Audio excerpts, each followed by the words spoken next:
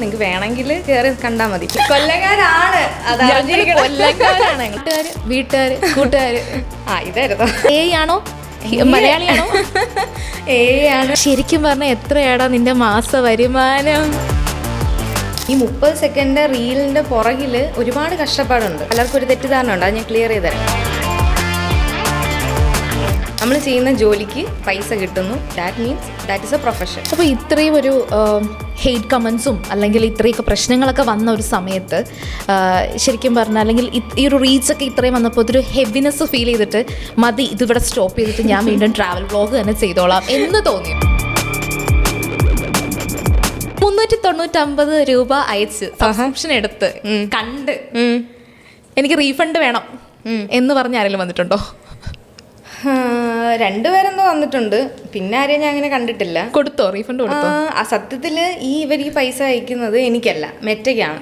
മെറ്റയ്ക്ക് പോയിട്ട് മെറ്റ അതിൽ നിന്നൊരു എമൗണ്ട് ഡിഡക്റ്റ് ചെയ്തിട്ടാണ് നമുക്ക് തരുന്നത്. അപ്പം ഞാനത് അയക്കേണ്ട ആവശ്യമില്ല. ഞാൻ ആർക്കും ഇങ്ങനെ പറഞ്ഞിട്ടില്ല, നിങ്ങൾ ഉദ്ദേശിക്കുന്ന കാര്യമാണ് ഞാൻ അതിൽ കാണിക്കുന്നതെന്നോ അല്ലെങ്കിൽ അങ്ങനെയൊന്നും ഞാൻ പറഞ്ഞിട്ടല്ല ഇത് ചെയ്യുന്നത്. എൻ്റെ പ്രൊഫൈലിലൊരു ഫീച്ചറുണ്ട്, നിങ്ങൾക്ക് വേണമെങ്കിൽ കയറി കണ്ടാൽ മതി. പിന്നെ അതിൽ വന്നിട്ട് റീഫണ്ട് അവർക്കത് ഇഷ്ടപ്പെട്ടില്ല എന്ന് പറഞ്ഞിട്ട് റീഫണ്ട് ചെയ്യേണ്ട ആവശ്യമില്ല. പിന്നെ എൻ്റെ ഒരു ക്യാരക്ടർ വെച്ചിട്ട് ഞാനത് അന്ന് അങ്ങനെ ചെയ്ത് കൊടുത്തു എന്നേ ഉള്ളൂ. അങ്ങനെ ചെയ്ത് കൊടുത്തിട്ടുണ്ട്. അപ്പോൾ രണ്ടുപേർക്ക് റീഫണ്ട് കൊടുത്തു. My God. അപ്പൊ റീഫണ്ട് വരെ കൊടുത്ത് ഇത്ര ആത്മാർത്ഥമായി സത്യസന്ധമായി ചെയ്യുന്ന ഒരു കുട്ടിയാണല്ലേ? ഇപ്പൊ അങ്ങനെ വരുന്നുണ്ടോ? അങ്ങനെ എന്തായാലും വരുന്നില്ല. ഞാനത് ഉണ്ടോന്ന് അറിയത്തില്ല, കാര്യം ഒത്തിരി DMs വന്ന് കിടക്കുന്നോണ്ട് അറിയത്തില്ല. ഇപ്പം ഞാനത് കണ്ടിട്ടില്ല. അന്ന് DMs കുറവല്ലേ, അപ്പൊ ഞാനത് ചെയ്ത് കൊടുത്തു. ഇപ്പൊ നീ ഓക്കെ വയലിൽ പർപ്പിളായി, നീ ഭയങ്കര റീച്ചായി, സംഭവമൊക്കെ ആയി. പക്ഷെ ഈ പഠിത്തമൊക്കെ കഴിഞ്ഞിട്ട് പിന്നെ നിന്നെ കുറിച്ചൊരു അറിവില്ല. പിന്നെ സോഷ്യൽ മീഡിയയിൽ നീ ഭയങ്കരമായിട്ട് ഇങ്ങനെ ട്രാവലിങ്, അപ്പൊ ഞാൻ കരുതി വ്ളോഗർ മാത്രം ആ ഒരു ഇതിലേക്ക് മാറിയെന്ന് കരുതി. സത്യത്തിൽ ജോബ് കാര്യങ്ങളൊക്കെ പിന്നെ എന്തായിരുന്നു? നീ ഒരുപാട് രാജ്യങ്ങളിലൊക്കെ പോയായിരുന്നല്ലേ? അത് സ്റ്റഡീസൊക്കെ കഴിഞ്ഞപ്പോൾ പിന്നെ ഞാൻ UK-ലായിരുന്നു. ഒരു ലാസ്റ്റ് ഒരു 5 to 6 years ആയിട്ട് UK-ലായിരുന്നു. അപ്പോൾ അവിടുന്ന് തന്നെ പിന്നെ ഞാൻ അവിടെ അടുത്തുള്ള കൺട്രീസിൽ പോയി. പിന്നെ നാട്ടിലും വന്നിട്ട് വേറെ കൺട്രീസിലൊക്കെ ട്രാവലിങ്. പിന്നെ ഇന്ത്യയിൽ തന്നെ വർക്ക് ഇതിൻ്റെ കൂട്ടത്തിൽ തന്നെ വർക്ക് ഫ്രം ഹോം ഉണ്ട്, ഇപ്പോഴും ചെയ്യുന്നുണ്ട്.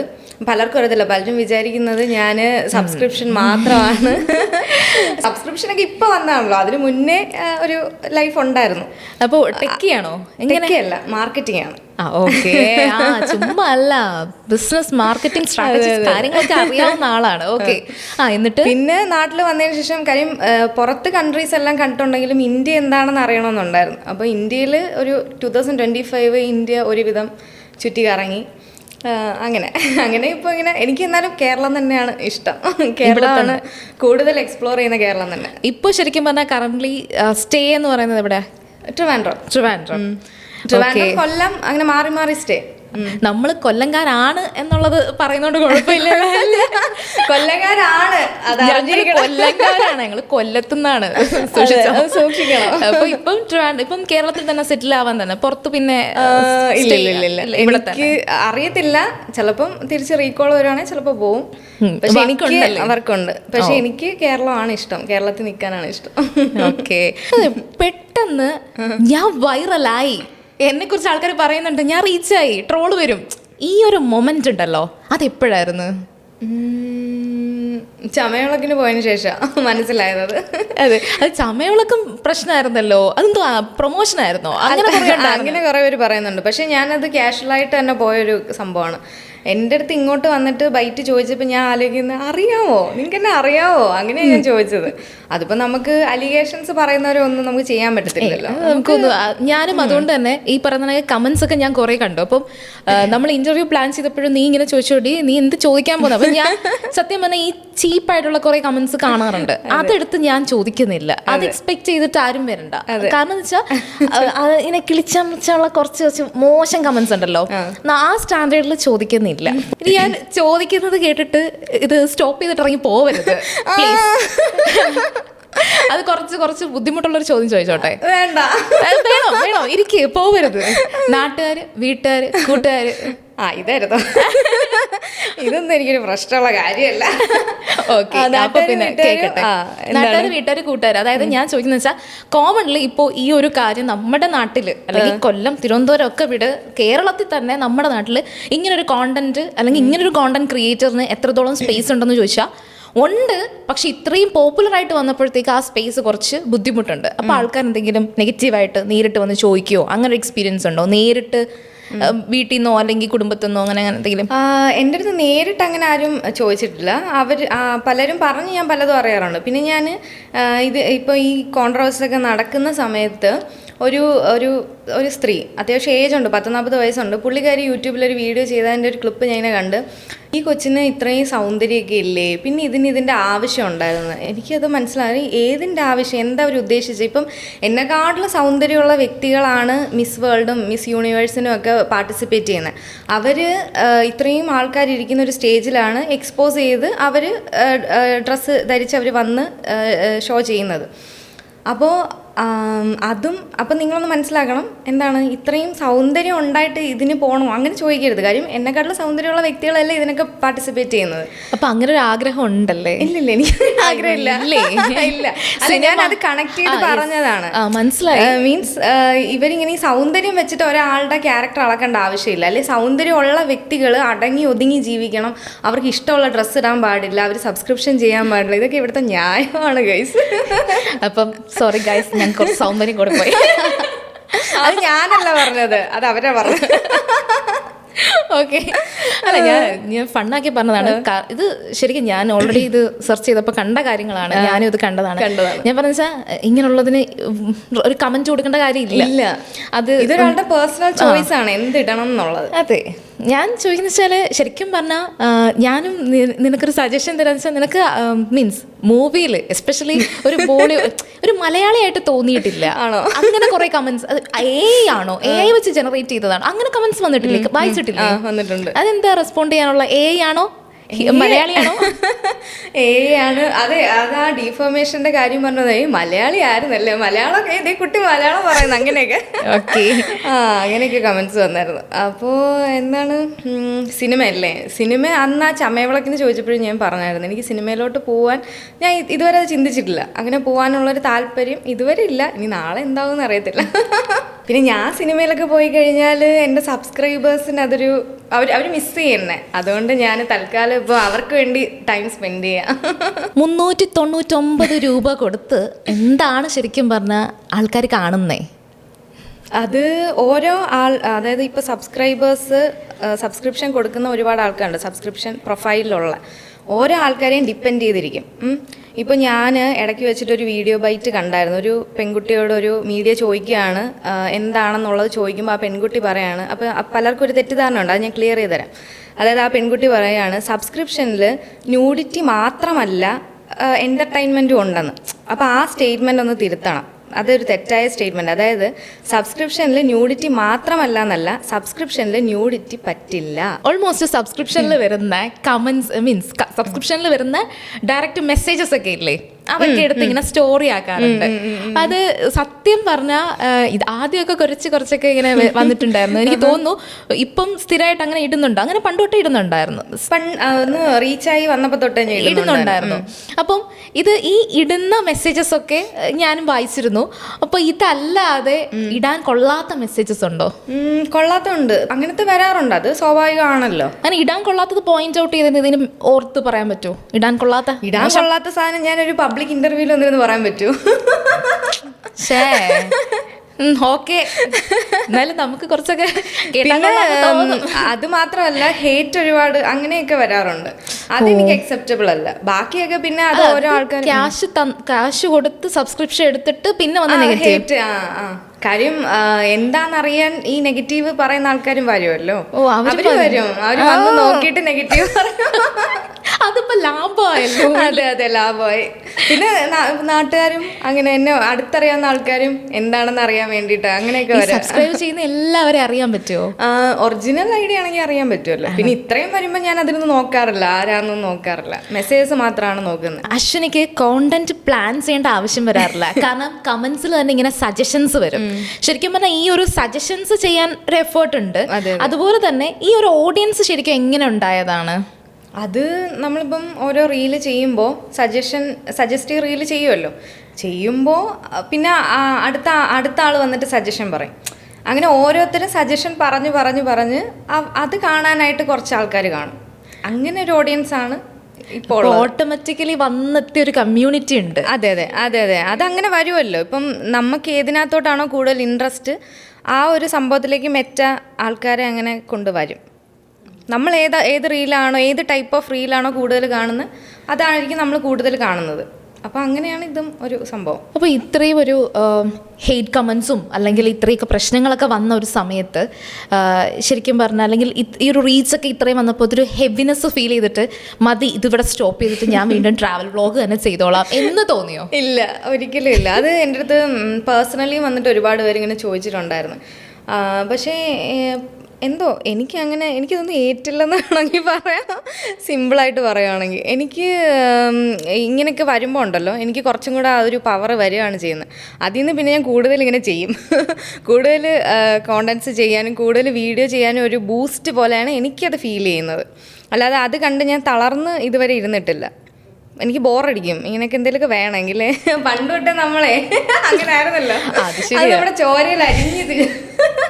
അല്ല, അത് സത്യമാണ്. കാരണം എന്ന് വെച്ചാൽ ഒരു ഫൈറ്റ് ക്യാരക്ടർ അത് എന്ന് വെച്ചാൽ ഒന്ന് പറഞ്ഞ് രണ്ടാമത്തെ എന്താ പ്രശ്നം അത് തീർത്തിട്ട് പോയാൽ മതി എന്ന് പറഞ്ഞൊരു ക്യാരക്ടർ നിനക്ക് അത് അന്നും ഉണ്ടായിരുന്നു. അതെ, നമ്മൾ പ്രശ്നം ക്രിയേറ്റ് ചെയ്യുന്ന വ്യക്തികളാണ്. അല്ല, നിങ്ങൾ ശരിക്കും പറഞ്ഞാൽ ഇപ്പോൾ ഒരു ഇന്റർവ്യൂലൊക്കെ അതൊരു ഭാഗ്യമാണ് കേട്ടോ. അതായത് അശ്വിനി പണ്ട് എങ്ങനെയായിരുന്നു എന്നുള്ളത് എനിക്ക് നന്നായിട്ടുണ്ടെങ്കിൽ പറഞ്ഞുതരാൻ പറ്റും. അതിൽ നിന്ന് പറഞ്ഞു കൊടുക്കരുത്. അല്ല, വലിയ വ്യത്യാസം ഇല്ല. അത് ഞാൻ അവിടുത്തെ ചിരിയുടെ കാര്യം ഞാൻ പറഞ്ഞിരുന്നില്ലേ, ചിരിക്കുന്നത് ഇങ്ങനെയാണെന്നുള്ളത് വരെ ഞാൻ പറഞ്ഞിട്ടുണ്ട്. അവളുടെ ചിരി എന്ന് പറഞ്ഞാൽ അങ്ങ് മോളിൽ നിന്ന് അവൾ ചിരിച്ച താഴെ നമ്മൾ നടന്നു പോവാണെങ്കിൽ നമുക്ക് കേൾക്കാൻ പറ്റും അത് അശ്വിനിയാണെന്ന്. ഭയങ്കര ഡിഫറെന്റ് ആണ് ആ ഒരു ചിരി. എന്റെ കൂടെ വരാൻ തന്നെ പലർക്കും മടിയാണ് ഞാൻ ചിരിക്കുന്നതാണ്. അങ്ങനെ പബ്ലിക്കലി ഇങ്ങനെ അറ്റാക്ക് ചെയ്യുമ്പോഴേ അവർക്കൊരു ബാക്കി എല്ലാവരും നോക്കും എന്നുള്ളൊരിത്. പക്ഷെ അപ്പോഴും ഞാൻ അവരുടെ അടുത്ത് പറയും അത് നമ്മൾ മൈൻഡ് ചെയ്യേണ്ട ആവശ്യമില്ല. അത് തന്നെയാണ് ഞാൻ എൻ്റെ ലൈഫിലും എന്താണ് അത് ചെയ്യുന്നത്. ശരിക്കും പറഞ്ഞാൽ എത്രയാടാ നിന്റെ മാസ വരുമാനം? ഞാൻ പറയത്തില്ല. അത് കറക്റ്റ് ഒരു എമൗണ്ട് നമുക്ക് പറയാൻ പറ്റത്തില്ല. അതിപ്പോൾ സബ്സ്ക്രിപ്ഷൻ ചെയ്യുന്ന എല്ലാവർക്കും അറിയാവുന്ന കാര്യമാണ്. സബ്സ്ക്രിപ്ഷൻ ഫീച്ചറുള്ള എല്ലാവർക്കും അറിയാം. നമുക്കൊരു കറക്റ്റ് ഒരു എമൗണ്ട് പറയാൻ പറ്റത്തില്ല. അതിങ്ങനെ ഫ്ലക്ച്വേറ്റ് ചെയ്തുകൊണ്ട്. അല്ല, അതിനകത്ത് ഞാനൊരു ഡൗട്ട് വെച്ചോട്ടെ. കാരണം ഞാനും ഈ ഒരു ഫീൽഡിൽ വർക്ക് ചെയ്യുന്നതിൻ്റെ അകത്ത് എനിക്ക് തോന്നിയൊരു കാര്യം വെച്ചാൽ നമുക്ക് ടാക്സ് ഒക്കെ ഇതിനകത്ത് നിന്ന് തന്നെ റെഡ്യൂസ് ചെയ്ത് പോകും. അതായത് 399 രൂപ കറക്റ്റായിട്ട് നിങ്ങളുടെ കയ്യിൽ കിട്ടില്ല എന്നുള്ളതാണ്. അത് നിങ്ങളൊക്കെ ഓർത്ത് വെക്കുക. കാരണം വെച്ചാൽ ഇത് കണക്ക് കൂട്ടുന്നവരെല്ലാവരും കൂടെ കുത്തിയിരുന്ന് കണക്ക് കൂട്ടുന്നത് 399 വെച്ച് ഇത്ര പേര് 25 പേര്. ഞാനും വിചാരിക്കും അവർ പറയട്ടെ ഞാൻ കോടിപതിയായില്ലേ. അതെ, 7 കോടി 8 കോടിയൊക്കെ ഒരു വർഷം ഉണ്ടാക്കുന്നു എന്നാണ് പറയുന്നത്. ഒരു വർഷം നിനക്ക് 7 കോടി എന്നൊക്കെയാണ്. ഒരുപാട് കാൽക്കുലേഷൻസ് ഒക്കെ ഇടയ്ക്ക് നടന്നു. നീ അറിഞ്ഞായിരുന്നു? ഞാനത് റീഷെയർ ചെയ്ത് വിടും, കാണാത്തവരോടെ കാണട്ടെ. ഇന്ത്യയിലെ ഏറ്റവും കൂടുതൽ സോഷ്യൽ മീഡിയ വഴി വരുമാനം ഉണ്ടാക്കുന്ന വ്യക്തി എന്ന ലേബലാണ്. അതൊക്കെ സത്യമാണോ? അത്ര ഒന്നുമില്ല. കടം ചോദിക്കാതിരിക്കാനാണെന്ന് തോന്നുന്നു കേട്ടോ. കുറെ നാളുകൂടി കാണുകയല്ലേ, ഫ്രണ്ടും കൂടെ അല്ലേ, പറയാൻ പറ്റത്തില്ല. ചിലപ്പം ഇനി ഇവളുടെ ബിസിനസ് വളരാൻ വേണ്ടി ഇവള് ചിലപ്പോ കുറച്ച് എമൗണ്ട് അത് നമുക്ക് പുറത്തിറങ്ങി ഇവിടെ വെച്ച് വേണ്ട. നമുക്ക് ആ ഒരു സ്ലോ ഗ്രോത്തിനെ കുറിച്ചൊന്ന് നോക്കാം. അതായത് ഇപ്പോൾ ജസ്റ്റ് ഒരു 50 പേരൊക്കെ സബ്സ്ക്രൈബ് ചെയ്തു, 100 പേരൊക്കെ ആയി. അപ്പൊ അവരുടെ ആ ഒരു കൊച്ചു കമ്മ്യൂണിറ്റി ആയിരുന്നല്ലോ. അപ്പൊ അവരുടെ എങ്ങനെയായിരുന്നു ആ ഒരു മൊമെന്റ് ഒക്കെ ഓർമ്മയില്ലേ? ഇടയ്ക്കൊക്കെ ചാറ്റ് ചെയ്യുമായിരുന്നു. അപ്പോഴും അവർ പറയുമായിരുന്നു എല്ലാവർക്കും ബ്ലാക്ക് സാരിയാണ് ഒരു ഇതായിട്ട് കൂടുതലും പറഞ്ഞിട്ടുള്ളത്. അപ്പം അന്നേ ഇങ്ങനെ പറയുന്നത് പലരും ബ്ലാക്ക് സാരി ഉടുത്ത് റീല് ചെയ്യുമോ, സബിലിടുവോ അങ്ങനെയൊക്കെ ചോദിക്കുമായിരുന്നു. അപ്പൊ അവരെയാണ് എൻകറേജ്മെന്റ്.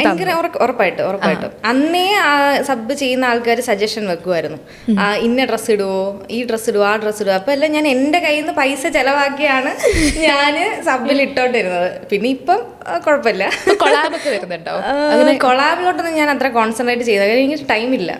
ഇത് ചെയ്യണമല്ലോ, ഇതിൽ ഫോക്കസ് ചെയ്യുന്നതുകൊണ്ട് അതും കൂടെ ചെയ്ത് കഴിഞ്ഞാൽ ഇത് പോവും. പിന്നെ ഓക്കെ, ഈ ഒരു സജഷൻസ് ഒക്കെ കുറെ വന്നല്ലോ. അപ്പൊ നമ്മള് അരി ആട്ടണം, പിന്നെ മുറ്റം തൂക്കുന്നത് വന്നില്ലെന്ന് തോന്നുന്നു. വന്നു, ഞാൻ ചെയ്തില്ല. പിന്നെ കാറ് കഴുകണം, കാറ് കഴുകി തന്നെ വെളുത്ത്. പിന്നെന്തായിരുന്നു, പിന്നെ ആനയുടെ പുറത്ത്. സത്യം പറഞ്ഞാൽ ഈ ഒരു റിസ്ക് അത് സത്യത്തിൽ ചെയ്യാൻ ഇഷ്ടം ഉണ്ടായിട്ടാണോ അതോ വന്നു എന്ന് കരുതിയിട്ട് ചെയ്യുന്നതാണോ? റിസ്ക് ഉള്ള കാര്യം ആയിരുന്നു, പക്ഷേ ചെയ്യണമെന്നുണ്ടായിരുന്നു, അതൊരു ഡ്രീം ആയിരുന്നു. പിന്നെ ഇതൊരു സജഷനും കൂടെ വന്നതുകൊണ്ട് എന്നാ പിന്നെ ചെയ്യാന്നുള്ളത് തന്നെയായിരുന്നു.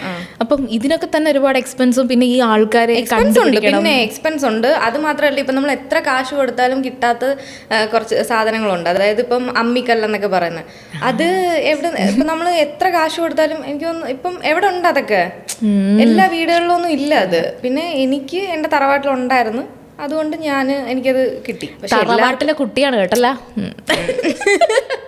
ഓക്കെ, പിന്നെ ആന അതൊക്കെ അതെങ്ങനെയായിരുന്നു സെറ്റ് ചെയ്തത്? ആന ഈ പറയുന്ന കണക്ക് ഞാൻ എൻ്റെ കോണ്ടാക്ട്സ് വെച്ചിട്ട് ചെയ്തു. ഇപ്പം ചില ആൾക്കാരൊക്കെ വന്നിട്ട് ക്രിട്ടിസൈസ് ചെയ്ത് വീഡിയോസ് ചെയ്യുന്നുണ്ടല്ലോ. അപ്പോൾ അതിലിങ്ങനെ പറയുകയാണ്, ഒരു 30 സെക്കൻഡിലെ റീൽ ഇട്ടിട്ടാണ് നമ്മൾ ഒരുപാട് കഷ്ടപ്പെട്ട് വീഡിയോസ് ചെയ്യുന്നു, പക്ഷെ ഇവരൊക്കെ ജസ്റ്റ് ഒരു 30 സെക്കൻഡ് റീലെന്ന്. ഈ 30 സെക്കൻഡ് റീലിൻ്റെ പുറകിൽ ഒരുപാട് കഷ്ടപ്പാടുണ്ട്. ഇപ്പം ആനയെ കുളിപ്പിക്കാമെന്നൊക്കെ ചോദിക്കുമ്പം ഒരു പശുവിനെ ആടിനെയോ പോയി കുളിപ്പിക്കുന്നതിനൊക്കെയല്ല ഒരു ആനയെ കുളിപ്പിക്കുന്നത്. നമ്മളൊരു ആനയെ സെറ്റ് ചെയ്യണം, ആ ആനയ്ക്ക് ആനയുടെ ക്യാരക്ടർ സ്വഭാവം നോക്കണം, കാര്യം മതപ്പാടുണ്ടോ എന്ന് അറിയണം, ഓരോ സീസണാണ്. പിന്നെ ആ ആന പല ഇവൻസിന് പോയി നിൽക്കുന്ന ആനയായിരിക്കും, അത് തിരിച്ച് നമ്മുടെ നാട്ടിൽ വരണം, അല്ലെങ്കിൽ ഞാൻ അങ്ങോട്ട് പോകണം, അപ്പോൾ അതിൻ്റെ ട്രാവൽ എക്സ്പെൻസ്. അപ്പോൾ ഇതൊക്കെ നോക്കിയിട്ടാണ് നമ്മൾ ഒരു ആനയെ കുളിപ്പിക്കാൻ പോകുന്നത്. അല്ല ചുമ്മാ ഒരു ആനയെ പോയി എടുത്തങ്ങ് കുളിപ്പിക്കുകയല്ല, അത്ര ഈസി അല്ല ഇത്. പിന്നെ ഇന്ന് ഞാനിപ്പം ഒരു ഇൻ്റർവ്യൂവിന് കയറുന്നതിന് മുന്നേ ഞാനൊരു ന്യൂസ് അറിഞ്ഞു, ഉള്ളതാണോ എന്ന് എനിക്കറിയത്തില്ല, ഞാൻ മുഴുവൻ അത് കണ്ടില്ല. എന്തോ ഒരു ഇൻസിഡൻറ്റ് ഉണ്ടായി, ആ ആന ചെറുതായിട്ടൊന്ന് വയലൻ്റ് ആവുക എന്തോ ചെയ്തു, പാപ്പാൻ എന്തോ ഒരു ഇഞ്ചുറി ഉണ്ടെന്ന് തോന്നുന്നു, അറിയത്തില്ല, ഞാൻ വ്യക്തമല്ല. അപ്പോൾ അങ്ങനെ സംഭവിച്ചു. അപ്പോൾ ഞാൻ അന്നാ പോയി വീഡിയോ എടുക്കുമ്പോഴായിരുന്നെങ്കിലോ, മീൻസ് അതൊരു റിസ്ക്കാണ്, ഹാർഡ് വർക്ക് ഉണ്ട്. പിന്നെ അതുപോലെ തന്നെ അമ്മിയിൽ അരയ്ക്കുന്നത് നല്ല കൊതുകടിയുണ്ട് അന്ന്. അപ്പോൾ എത്ര നേരം എടുത്തു അത് ഷൂട്ടൊക്കെ? എങ്ങനെയായിരുന്നു സത്യത്തിൽ എങ്ങനെ ഈ സെറ്റൊക്കെ? അതായത് ഈ അമ്മിക്കല്ല് കഴുകണം നമ്മൾ, പിന്നെ കാര്യം യൂസ് ചെയ്യാതിരിക്കുന്ന സാധനം, അത് കഴുകി അത് സെറ്റ് ചെയ്ത് പിന്നെ നമ്മൾ ആളില്ല, നീ തന്നെ ചെയ്യാ? അല്ല അങ്ങനെയല്ല നമ്മൾ ചെയ്യിക്കണം. ഒരാൾ ഫ്രീ ആയിട്ടൊന്നും ചെയ്ത് തരത്തില്ലല്ലോ, അപ്പൊ അതിനും എക്സ്പെൻസ് ആവുമല്ലോ. ഇല്ലെങ്കിൽ ഞാൻ സ്വന്തമായിട്ട് ചെയ്യേണ്ടി വരും.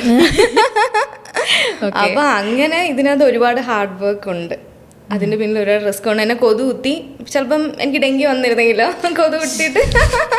ഓരോ ആൾക്കാർ പറയുന്നത് 30 സെക്കൻഡ് റീലല്ലേ, കഷ്ടപ്പാടില്ല എന്ന് പറയുന്നുണ്ട്. കഷ്ടപ്പാടുണ്ട്, നല്ല കഷ്ടപ്പാടുണ്ട്.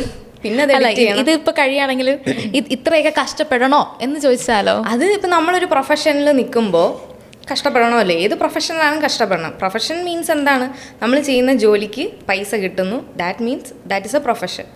ഇത്രയും രൂപ കൊടുത്ത് ഇങ്ങോട്ട് വരുന്നതിനെക്കാട്ടിയും പോൺ സൈറ്റിൽ പോയാൽ മതി എന്ന് പറയുന്ന അതൊരു തെറ്റിദ്ധാരണയല്ലേ. അതാ ഞാൻ ആദ്യമേ ക്ലിയർ ചെയ്തത്. അതായത് ഇൻസ്റ്റാഗ്രാം സബ്സ്ക്രിപ്ഷൻ എന്ന് പറഞ്ഞാൽ ന്യൂഡിറ്റി അല്ല, ആർക്കും അത് ചെയ്യാൻ പറ്റത്തില്ല. എൻ്റെ ഒരു അറിവ് വെച്ചിട്ട് ആർക്കും അത് ചെയ്യാൻ പറ്റത്തില്ല. ചിലപ്പോൾ നോർമൽ പോസ്റ്റ് ഒക്കെ ഇടായിരിക്കും, അങ്ങനെയുള്ളവർക്ക് മോണിറ്റൈസ് ആവത്തോലുമില്ല, കാര്യം അവർക്ക് കമ്മ്യൂണിറ്റി ഗൈഡ് ലൈൻസ് വന്ന് കിടക്കും, പിന്നെ അവർക്ക് അത് കിട്ടത്തില്ല. അല്ല എനിക്ക് തോന്നുന്നു ഈ യൂട്യൂബിലൊക്കെ ഈ മോണിറ്റൈസ്ഡ് ആയിട്ടുള്ള ചാനലിൽ നിന്ന് തന്നെ റിയാക്ഷൻ ചെയ്യുന്ന കുറേ പേരുണ്ട്, കുറേ ആൾക്കാരുണ്ട്. ഇവർക്ക് തന്നെ അറിയാം ഇതിലിങ്ങനെ ചെയ്യാൻ പാടില്ല, പക്ഷെ അവരുടെ ഓഡിയൻസിനെ പറ്റിക്കാൻ വേണ്ടി അതാണ്. അതായത് ഈ റിയാക്ഷൻ ചെയ്യുന്ന ആൾക്കാരുടെ വീഡിയോ കണ്ട് ആനന്ദിക്കുന്ന കുറേ ആൾക്കാരുണ്ട്. അതായത് ഒരാളെ കുറ്റം പറയുന്ന കാണുമ്പോൾ സന്തോഷം, അപ്പോൾ അത് ചിലപ്പോൾ അവരുടെ സന്തോഷം അങ്ങനെയാണെങ്കിൽ അവർ സന്തോഷിക്കട്ടെ. ഇതെല്ലാം ഓരോ ആൾക്കാരുണ്ട്. പക്ഷേ നിങ്ങൾ മനസ്സിലാക്കേണ്ടുന്നത് അത് കുറച്ച് നേരത്തേക്ക് കാണും ആ സന്തോഷം, കാര്യം ഇതൊരു അലിഗേഷൻസ് മാത്രമാണല്ലോ ഇവർ ഈ പറഞ്ഞുണ്ടാക്കുന്നത്. അപ്പോൾ അത് കണ്ട് കുറച്ച് നേരം സന്തോഷിക്കാം. പിന്നെ യാഥാർത്ഥ്യം മറ്റൊന്നാണ്, അത് നിങ്ങൾ തിരിച്ചറിയുക. അതായത് ഇപ്പോൾ അശ്വിനി കോണ്ടന്റ് ചെയ്യുന്നത് പോലെ തന്നെ അവരിങ്ങനെ അവരുടെ കോണ്ടന്റ് വെച്ച് ചെയ്യുന്നു, അത്രേ ഉള്ളൂ. അല്ല ഞാനും പക്ഷെ അതിലൊരു കാര്യമുണ്ട്, അതായത് ഞാൻ പറഞ്ഞില്ലേ, ഇപ്പം മറ്റൊരാളെ ഉപദ്രവിക്കാതെ കോണ്ടന്റ് ചെയ്യുക എന്നുള്ളൊരു സംഭവമുണ്ട്. ഇപ്പം ഞാൻ ആരെയും ഉപദ്രവിച്ചുകൊണ്ടോ ആരെയും കരിവാരി തേച്ചുകൊണ്ടോ അല്ല കോണ്ടന്റ് ചെയ്യുന്നത്. പക്ഷേ ഇവർ ചെയ്യുന്നത് ഒരാളെ സ്ലട്ട് ഷെയിം ചെയ്യുക, അവരുടെ പേഴ്സണൽ കാര്യങ്ങൾ, അതായത് കുടുംബ പ്രശ്നങ്ങൾ എടുത്ത് വെച്ച് ചെയ്യുന്നത്. അതായത് മറ്റുള്ളവരെ ഞാൻ കണ്ടിട്ടുള്ളതാണ്, എക്സാമ്പിൾ ആണ്. അപ്പോൾ അവരുടെ ഫാമിലി അത് ബാധിക്കും. നിങ്ങൾ ചിന്തിക്കുന്നില്ലേ അത്? ശരിക്കും നിങ്ങൾക്കൊരു ഫാമിലി ഇല്ല, അവരുടെ ഇഷ്ടത്തിനല്ലേ ജീവിക്കുന്നത്, നിങ്ങൾക്കൊരു ഫാമിലി ഇല്ല. അപ്പം നിങ്ങൾ അതിനെപ്പറ്റി ഇതൊരു മനുഷ്യത്വമില്ലായ്മയായിട്ടാണ് എനിക്ക് ഫീൽ ചെയ്യുന്നത്. കാര്യം അവരുടെ ഫാമിലിയും കൂടെ അത് ഇൻവോൾവ് ചെയ്യുന്നത്. അല്ല ഞാൻ ഈ അശ്വിനിയുടെ ആ ഒരു നല്ലൊരു സ്റ്റേറ്റ്മെന്റ് അങ്ങനെ വന്നപ്പോൾ റോസ്റ്റ് ചെയ്തു എന്ന് പറഞ്ഞിട്ട് നല്ലൊരു രീതിയിൽ വന്നപ്പോൾ ആദ്യമായിട്ടാണ് അശ്വിനിയുടെ വോയിസ് പോലും അങ്ങനെ കേൾക്കുന്നത് ആൾക്കാർ. അപ്പോൾ എനിക്കും തോന്നി ഈ പറയുന്ന വ്യക്തികൾക്കും ഇത്തരത്തിൽ കേസ് കൊടുത്തൂടെ. ഇപ്പം ഈവൻ എക്സാമ്പിളായിട്ട് ആ രേണുസുതിയുടെ കേസ് തന്നെ പറയാം. ഒരു വർഷത്തിൽ കൂടുതലായി അവരിങ്ങനെ കണ്ടിന്യൂസ്ലി ഇങ്ങനെ കേട്ടോണ്ടിരിക്കും. കേസ് കൊടുക്കുന്നുണ്ടായിരിക്കും. ശരിക്കും പറഞ്ഞാൽ രേണുവിന്റെ ഒക്കെ ആ ഒരു കോണ്ടന്റ് ക്രിയേഷൻ അതിപ്പം സബ്സ്ക്രിപ്ഷൻ എടുത്തു എന്ന് പറഞ്ഞിട്ടാണ് അവരാരെയും ബുദ്ധിമുട്ടിപ്പിക്കാതെ അവർക്ക് ഇഷ്ടമുള്ള ചെയ്ത് പോവല്ലേ. അതിനകത്ത് വന്നിട്ട് അവരെ മോശക്കാരി ആക്കി ചിത്രീകരിച്ചാണ് ഇവർ ചെയ്യുന്നത്. അപ്പോൾ ഇവരും കാശിന് വേണ്ടിയിട്ടാണ് ചെയ്യുന്നത്. അപ്പോൾ അതാണ് അത് നമ്മൾ മനസ്സിലാക്കേണ്ടത്. പിന്നെ അത് കാണാൻ ഒരു ഓഡിയൻസ് ഉള്ള സ്ഥിതിക്ക് ഇവരിത് ചെയ്തുകൊണ്ടിരിക്കും. പിന്നെ അത് എനിക്കത് മനുഷ്യത്വ ഇല്ലായ്മയായിട്ട് മാത്രമേ കാണാം. ഇപ്പം നിങ്ങളിപ്പോൾ പറയുന്നുണ്ട് എന്നെ വേറൊരു രീതിയിൽ കാണുന്നുണ്ട്. അപ്പോൾ എനിക്ക് അത് കാണാനുള്ള സ്വാതന്ത്ര്യമുണ്ട്. നിങ്ങളെ ഞാൻ കാണുന്നത് മനുഷ്യത്വം ഇല്ലാത്ത ആൾക്കാരായിട്ട്. ഈ ഒരു ഇന്ത്യയിൽ ഇപ്പം ഏറ്റവും കൂടുതൽ മലയാളികളെക്കാൾ കൂടുതൽ നോർത്ത് ഇന്ത്യൻസ് ഇത് കാണുന്നുണ്ട്. അതൊരു തെറ്റിദ്ധാരണയല്ലേ? അതാണ് ഞാൻ ആദ്യമേ ക്ലിയർ ചെയ്തത്. അതായത് ഈ റിയാക്ഷൻ ചെയ്യുന്ന ആൾക്കാരുടെ വീഡിയോ കണ്ട് ആനന്ദിക്കുന്ന കുറേ ആൾക്കാരുണ്ട്. അതായത് ചാനലിലും കൂടെ ഇന്ന് രാവിലെ ഞാനിങ്ങനെ പറഞ്ഞിട്ട് ഞാൻ എന്ത് ചെയ്യുമ്പോഴും അവരോട് പറഞ്ഞിട്ട് പോവും, ഞാനിങ്ങനെ പോവാണ്, നിങ്ങളെ അനുഗ്രഹങ്ങളൊക്കെ എനിക്ക് വേണം. ഈ ഒരു ക്യാമറ ലൈഫ് ഒന്നും ഇല്ലാതെ ക്യാമറയൊക്കെ ഓഫായി നീ ശരിക്കും വീട്ടിൽ ഇപ്പോൾ കാരണം നമ്മൾ വിശേഷങ്ങളൊന്നും പറഞ്ഞില്ലല്ലോ, എങ്ങനെയാണ് അശ്വനി എന്താണ്? ഇപ്പം ഞാൻ ജനിച്ചപ്പോഴേ എനിക്ക് സബ്സ്ക്രിപ്ഷൻ കിട്ടി വന്ന ആളല്ലല്ലോ ഞാൻ. അപ്പോൾ ഈ ഹെയ്റ്റ് കമന്റ്സ്, ഹേറ്റേഴ്സ്, ബിഗ് ബോസിനെ കുറിച്ചുള്ള കാര്യങ്ങൾ നമുക്ക് എന്തായാലും അറിയാം.